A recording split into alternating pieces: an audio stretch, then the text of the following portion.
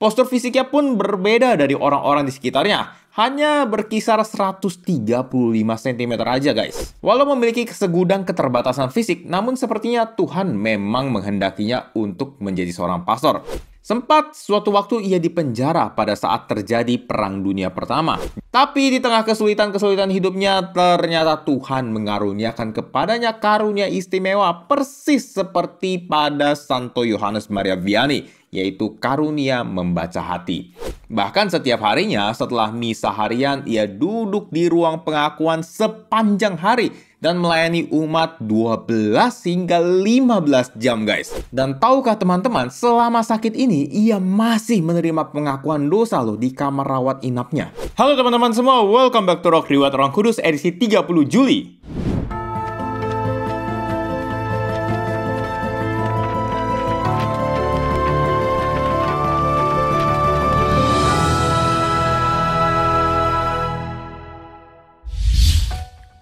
Hari ini kita akan membahas riwayat dari Santo Leopold Mandik, pelindung pasien kanker.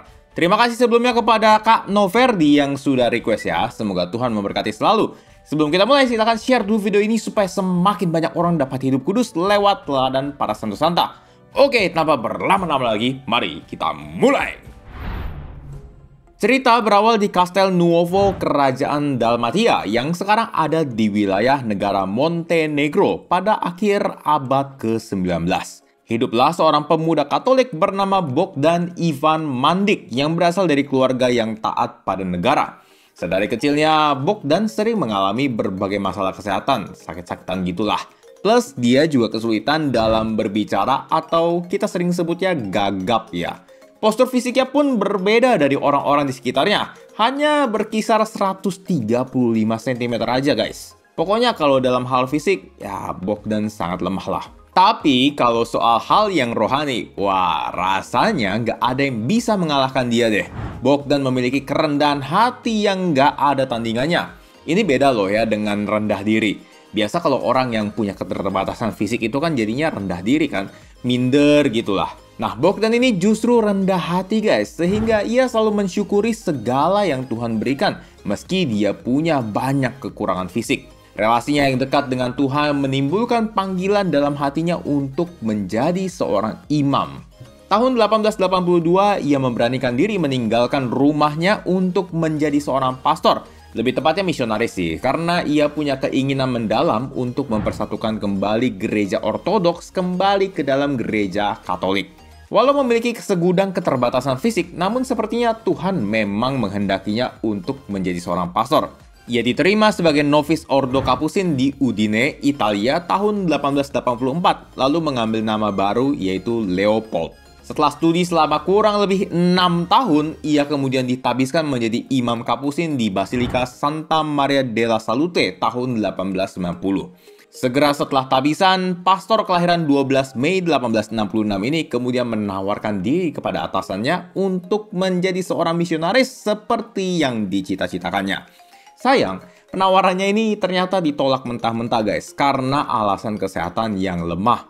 Ya, make sense sih. Jadi misionaris itu kan harus cukup kuat ya, karena dia kan banyak berpergian. Pastor Leo pun kemudian tetap taat kepada pimpinannya. Ia melayani di berbagai biara Kapusin hingga akhirnya menetap di Padua tahun 1906. Sempat suatu waktu ia dipenjara pada saat terjadi Perang Dunia Pertama, dikarenakan ia tidak mau melepas kewarganegaraan asalnya dan berpindah ke kewarganegaraan Italia. Selama kurang lebih setahun, ia mendekam dalam penjara dan baru bebas setelah perang selesai tahun 1918.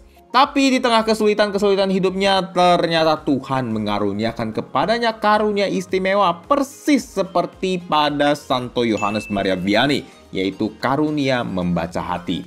Ia dapat membaca hati setiap umatnya hingga ke bagian yang terdalam, sehingga setiap umat berkonsultasi dengannya, hampir pasti mereka selalu menemukan jalan keluar atas setiap permasalahan mereka.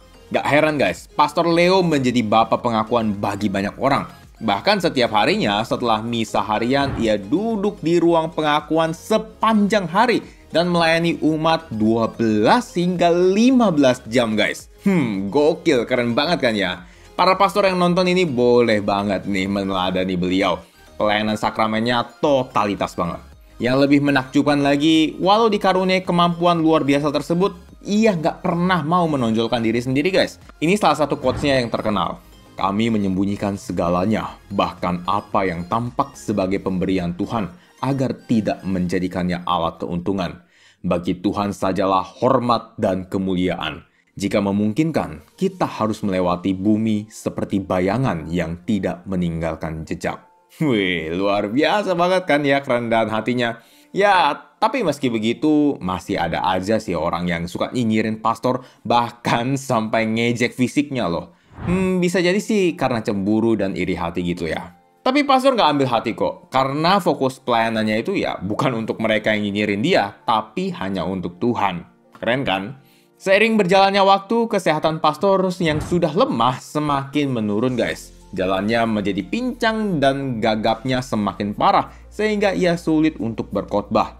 Namun demikian, ia tetap memberi sakramen tobat di tengah keterbatasannya tersebut. Sempat ia ingin dipindahkan oleh atasan ordonya, namun Uskup Padua memohon agar ia tetap di keuskupannya karena merasa sangat terbantu dengan pelayanan sakramen tobat oleh Pastor Leo. Sehingga pastor pun akhirnya menghabiskan sisa hidupnya di Padua, guys. Setelah ulang tahun tabisanya yang ke-50, ia didiagnosis terserang kanker kerongkongan sehingga pastor harus menjalani perawatan intensif di rumah sakit. Dan tahukah teman-teman, selama sakit ini, ia masih menerima pengakuan dosa loh di kamar rawat inapnya. Mengagumkan banget kan ya? Pada akhirnya, Pastor Leopold dipanggil Tuhan tanggal 30 Juli 1942 setelah 2 tahun berjuang melawan sakit. Sebelum wafat, ia sempat menubuatkan kalau gereja dan sebagian biaranya akan hancur di bom.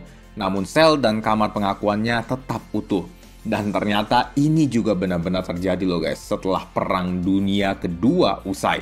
Pastor yang luar biasa ini kemudian dibeatifikasi oleh Paus Paulus ke-6 tahun 1976 dan dikanonisasi oleh Paus Yohanes Paulus kedua tahun 1983. Teman-teman, dari kisah hidupnya kita bisa belajar untuk percaya pada rencana atau penyelenggaraan ilahi. Kita tahu kan ya, kalau Santo Leopold itu pengen banget jadi misionaris. Namun ternyata nggak diperbolehkan oleh pimpinannya. Dan sampai wafat, cita-citanya ini nggak pernah terwujud guys. Pada akhirnya, pelayanannya ini sangat berpengaruh loh pada perkembangan iman umat, terutama lewat pemberian sakramen tobat. Puluhan orang setiap harinya datang dan bertobat berkat pelayanannya ini. Kalau pastor jadi misionaris, bisa aja karyanya nggak akan sebesar ini. Bahkan mungkin dia juga nggak akan jadi orang kudus seperti yang kita kenal sekarang. Jadi teman-teman, kalau misalkan dalam hidup kita ada hal yang tidak berjalan sesuai rencana, tetaplah bersyukur kepada Tuhan dan percaya akan rencananya yang lebih besar lagi bagi kita. Santo Leopold Mandik, doakanlah kami. Amin. Oke guys, begitulah kisah hidup dari Santo Leopold Mandik. Kalau teman-teman merasa video ini bermanfaat, teman-teman boleh like, subscribe, dan share untuk mendukung perkembangan channel ini. Terima kasih sudah menonton dan sampai jumpa di Rock edisi selanjutnya. Vale!